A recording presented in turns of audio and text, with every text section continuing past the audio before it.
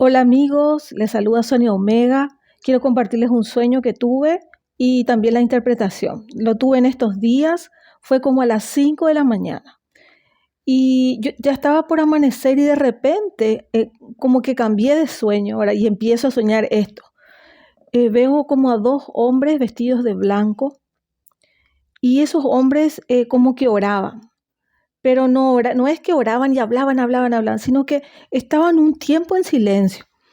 Y yo los veo y está en silencio y de repente dice, Señor, que no falte el trigo.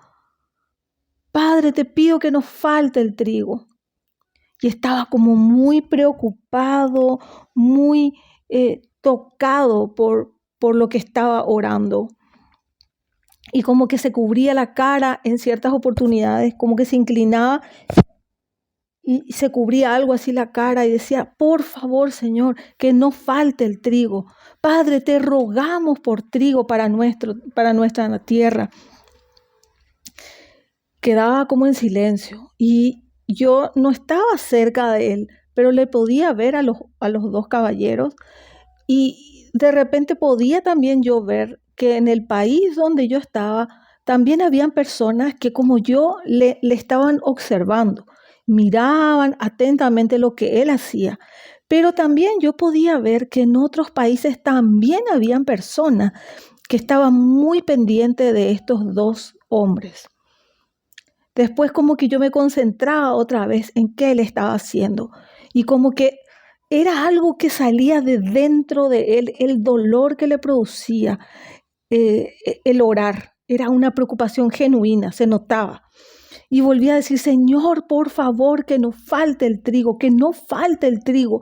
Era muy eh, demostrativo en sus expresiones verbales, en sus expresiones faciales, que él estaba preocupado por eso.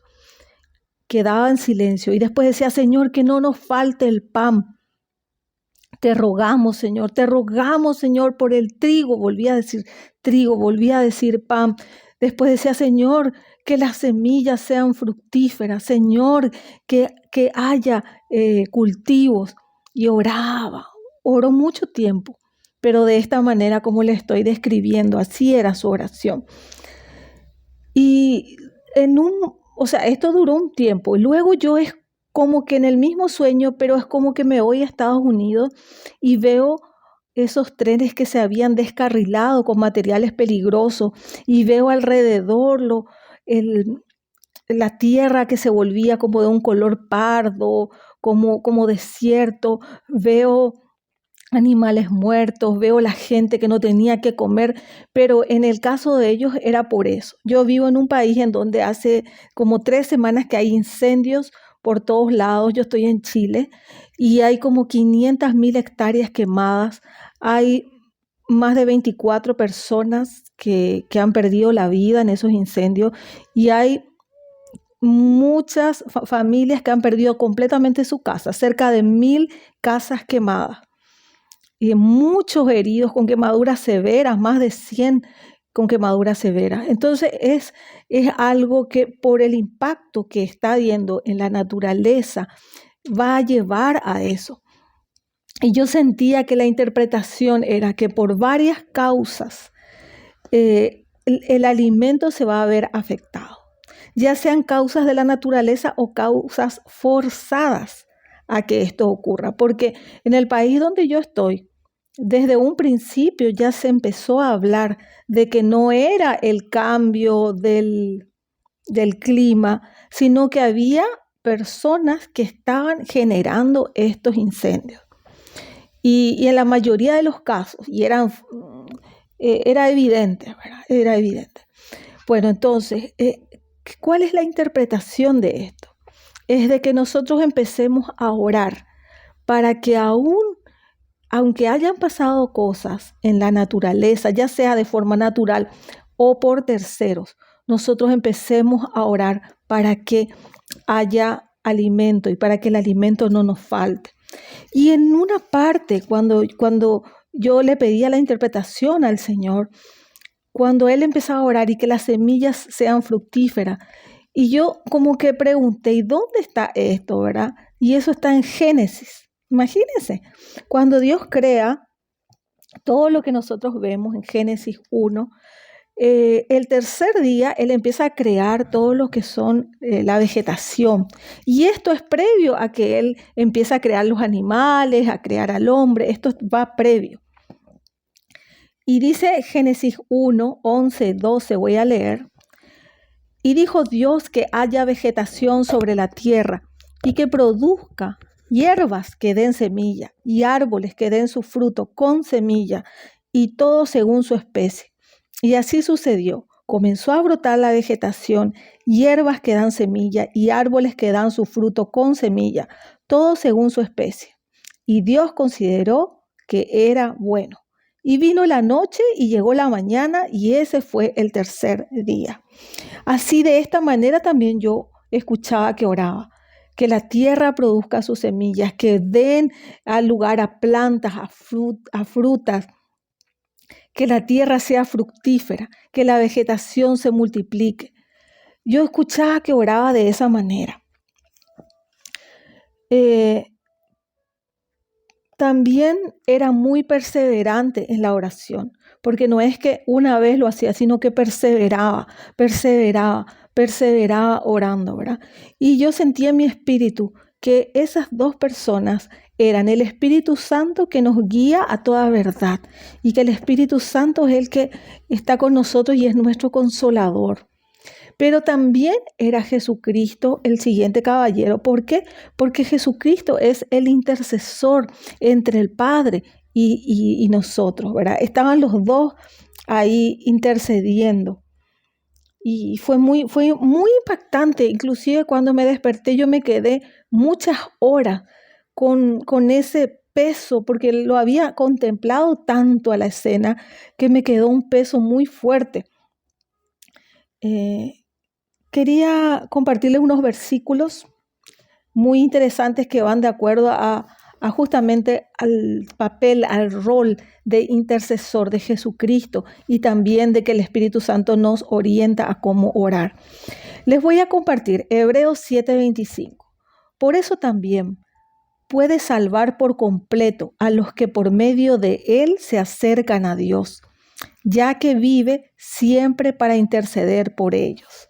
Está hablando de Jesucristo. Primera de Juan 2, 1 al 2. Mis queridos hijos, les escribo estas cosas para que no pequen. Pero si alguno peca, tenemos ante el Padre a un intercesor, a Jesucristo el justo. Él es el sacrificio por el perdón de nuestros pecados, y no solo por los nuestros, sino por los de todo el mundo. Wow, gracias Señor. Romanos 8, 26 y 27. Asimismo, en nuestra debilidad, el Espíritu acude a ayudarnos. No sabemos qué pedir, pero el Espíritu mismo intercede por nosotros con gemidos que no pueden expresarse con palabras. Y Dios, que examina los corazones, sabe cuál es la intención del Espíritu. Por el Espíritu intercede por los creyentes conforme a la voluntad de Dios. Y Espíritu en estos versículos está con mayúscula porque se refiere al Espíritu Santo, no al espíritu humano que nosotros tenemos. Y en una parte también del sueño, ¿verdad? Yo como que sentí la palabra orar sin cesar. Y cuando yo empiezo a buscar, ¿verdad? ¿En dónde está? Porque yo no me acuerdo los versículos, yo los busco. Cuando busco dónde está, Primera de Tesalonicenses 4, 16 al 18, ahí yo siento que me habla el Señor a mi espíritu. Y yo primero leo el 17 y dice orar sin cesar. Pero ahí yo siento que el Señor me dice, pero primero tienen que estar siempre alegres. Es como una condición para orar sin cesar. Orar sin cesar no significa empezar a hablar, orar, no levantarte, estar, orar. Eso no significa orar sin cesar. Orar sin cesar significa estar en una actitud de comunicación con el Señor. En un momento dado le decimos, Señor, esto me preocupa, esto me duele. Esto es un pesar dentro de mí. Lo quiero dejar delante de tu trono. Y estar en una actitud de oración, pero también guardando silencio para poder recibir lo que el Señor nos quiere decir. ¿Cómo recibimos eso? Principalmente por la palabra de Dios, por la Biblia. Principalmente cuando nosotros estamos leyendo la palabra, cuando nosotros estamos escuchándole a nuestros pastores, cuando nosotros estamos tomándonos de tiempo para meditar, el Señor nos habla y nos va entregando su palabra. Pero antes de orar, nosotros tenemos que tener el corazón como sanado, porque hay veces hay heridas en nuestro corazón y eso nos puede llevar a orar incorrectamente. Con todo lo que pasa actualmente, con las desilusiones que nos llevan nuestras autoridades, nuestros gobernantes, las mentiras que a diario tenemos que escuchar, vivirlas, las estafas, todo lo que implica las noticias actuales. Eso es algo que irremediablemente nos deja tristes, apesadumbrados. Pero ¿qué podemos hacer en ese momento? Dejar delante del trono del Señor eso que nos pesa y pedirle, entrégame el gozo de la salvación. Ayúdame, Señor, aún en estos tiempos, a vivir gozoso. ¿Sí? Les leo ahora completo. Primera de Tesalonicenses 4, 16, 17 y 18. El versículo previo es estar siempre alegres. El 17, oren sin cesar. 18, den gracias a Dios en toda situación, porque esta es su voluntad para ustedes en Cristo Jesús. Y esto tampoco tenemos que olvidar. Dar gracias. Gracias, Señor, porque hoy tengo para comer. Gracias, Señor, porque hoy tengo donde dormir. Gracias, Señor, porque nos cuidaste a la noche. Gracias, Señor, por el pan. Gracias, Señor, bendigo lo que hay dentro de mi heladera. Te pido, Padre, que lo multipliques. Te pido, Padre, que nada se pierda, que nada se descomponga, que lo pueda utilizar correctamente. Que tú lo bendigas, lo descontamines de toda contaminación de carne y espíritu. Gracias, Señor, por el lugar donde tengo para vivir. Gracias, Señor, por la ropa que tengo para ponerme. Tal vez no sea nueva, pero es una ropa digna, una ropa limpia. Gracias, Señor. Disfrutar lo que tenemos.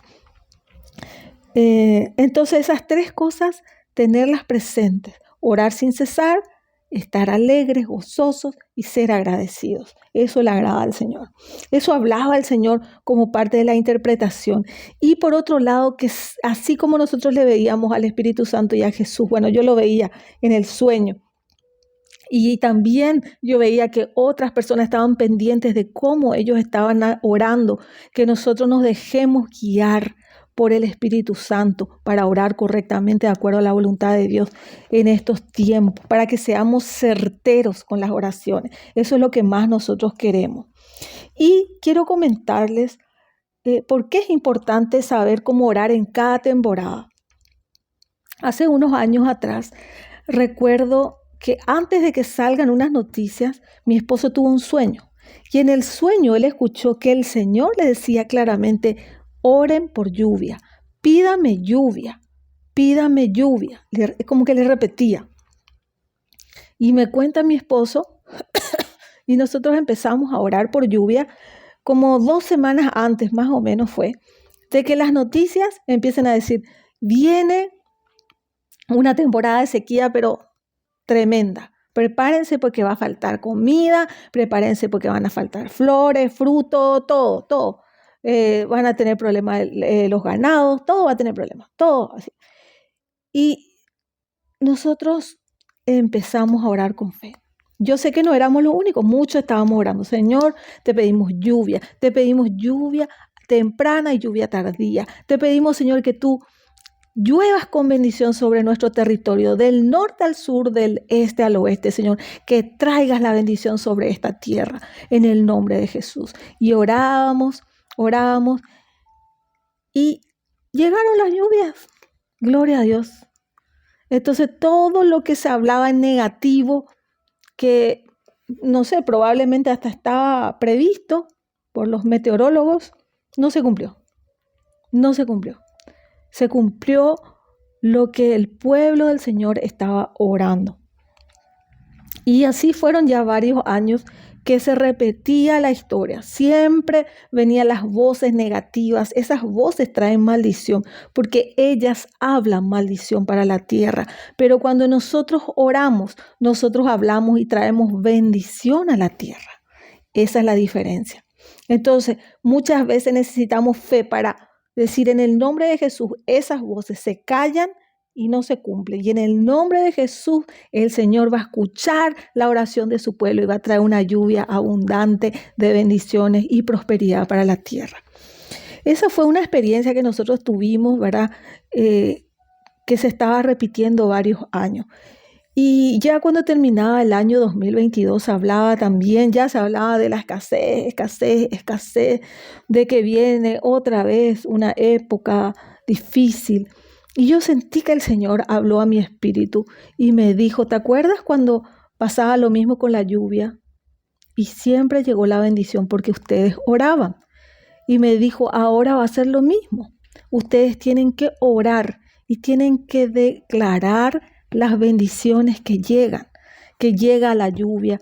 En este caso, ¿verdad? Como nos mostraba en el sueño, orar para que la tierra sea fértil, para que la semilla produzca, que se multiplique, que salgan flores, frutos, plantas, árboles, que el ganado tenga para comer, que no nos falte el trigo, que no nos falte el pan.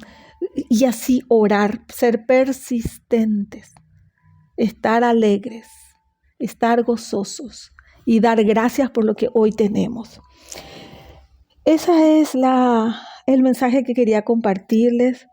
Tengamos fe y no solamente estemos escuchando malas noticias, escuchemos las buenas noticias que vienen del cielo y que va en contra de lo que nosotros podemos ver con los ojos, porque nosotros a medida que escuchamos la palabra, vemos con ojos de fe lo que se está creando en el mundo espiritual para que venga al mundo físico. Bueno, les agradezco, les pido que compartan el mensaje a sus contactos y se suscriban a Sonia Omega si todavía no lo han hecho. Muchas bendiciones, nos vemos pronto.